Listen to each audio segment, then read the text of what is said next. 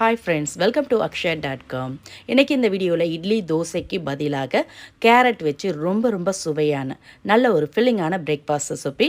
இதை நீங்கள் லஞ்ச் பாக்ஸில் கூட கொடுத்து விடலாம், நல்லா சூப்பராக இருக்கும். இப்போ இதை செய்யறதுக்கு ஒரு மிக்சிங் பவுலில் 2 கப் அளவுக்கு கோதுமை மாவு சேர்த்துக்கலாம்.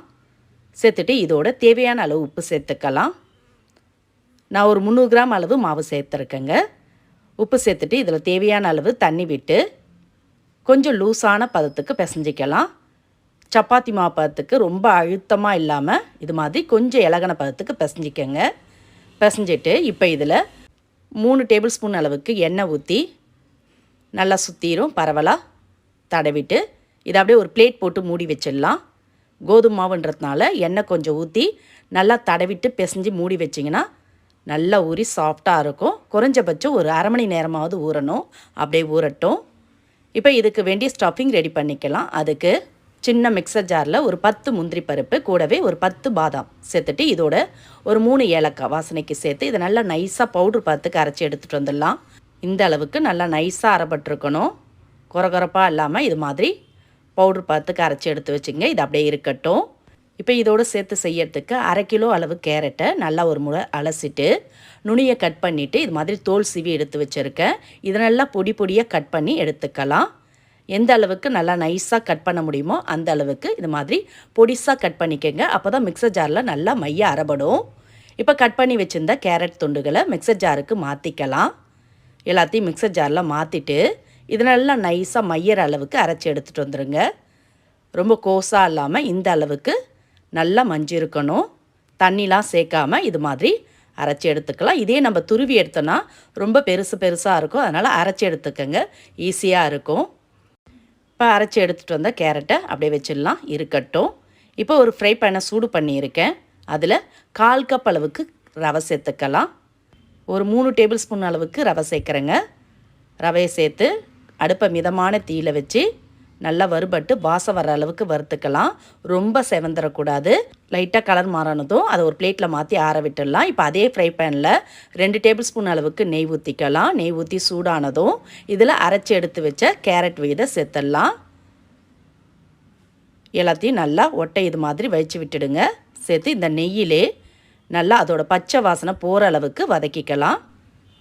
நல்லா அதில் இருக்க ஈரம் பூரா பற்றி நல்லா பச்சை வாசனை பூரா போகணும். அடுப்பை மீடியம் ஃப்ளேமில் வச்சு ஒரு 2 நிமிஷத்துக்கு நல்லா வதக்கிக்கலாம்.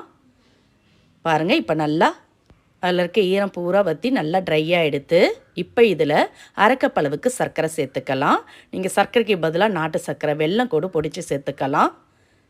இப்போ சர்க்கரை சேர்த்து கலந்ததுமே கொஞ்சம் இலகி வரும். இது மாதிரி சர்க்கரை நல்லா கரைஞ்சி நல்லா எல்லா இடம் பரவுற மாதிரி நல்லா கலந்துக்கங்க. கைவிடாமல் இதை மாதிரி நல்லா கலந்து விட்ட பிறகு இப்போ இதோட நம்ம அரைச்சி வச்ச பாதாம் முந்திரி பவுடரை சேர்த்துக்கலாம். முந்திரி பாதாமாக அரைச்சி சேர்க்கறதுனால ரொம்ப சுவையாக இருக்கும். இப்போ அரைச்சி பவுட்ரு எல்லாத்தையும் சேர்க்குறேன். சேர்த்து நல்லா எல்லா இடம் பரவுற மாதிரி கலந்துக்கங்க. நல்ல வாசனையாகவும் நல்ல சுவையாகவும் இருக்கும். இந்த அளவுக்கு நல்லா கலந்த பிறகு இதில் வறுத்து ஆற வச்ச ரவையும் சேர்த்துடலாம். ரவையை சேர்த்து அதையும் நல்லா கலந்துக்கங்க. இப்போ ரவை அதில் இருக்க ஈரத்தை பூரா நல்லா உறிஞ்சி அதிலே வெந்து கொஞ்சம் திக்காகும். நம்ம சர்க்கரை சேர்த்ததுனால கொஞ்சம் இலகன தன்மை வந்தது. அந்த ஈரத்தை எல்லாத்தையுமே ரவை உறிஞ்சி எடுத்து பாருங்கள். நல்லா கொஞ்சம் திக்காக வெந்து வந்திருக்கு. இது மாதிரி நல்லா கலந்து விட்டுக்கங்க. இந்த அளவுக்கு நல்லா கலந்த பிறகு அடுப்பை ஆஃப் பண்ணிவிட்டு இதை இறக்கி ஆற விட்டுடலாம். கொஞ்சமாக கையில் எடுத்து பாருங்கள். கையில் ஒட்டாமல் நல்லா இது மாதிரி உருண்டு வரணும். இப்போ கரெக்டான பதத்தில் இருக்குது. அடுப்பை ஆஃப் பண்ணிவிட்டு இறக்கி ஆற விட்டுடலாம். ரொம்பவும் ஆறிடக்கூடாது. பாருங்கள், கை பொறுக்கிற சூடு இருக்க பார்த்து கையில் கொஞ்சமாக நெய் தடவிக்கலாம். நெய் தடவிட்டு அதுலேருந்து எடுத்து சின்ன உருண்டைகளாக உருட்டி எடுத்து வச்சுக்கலாம். இது மாதிரி கொஞ்சமாக எடுத்து சின்ன உருண்டைகளாக உருட்டிக்கங்க.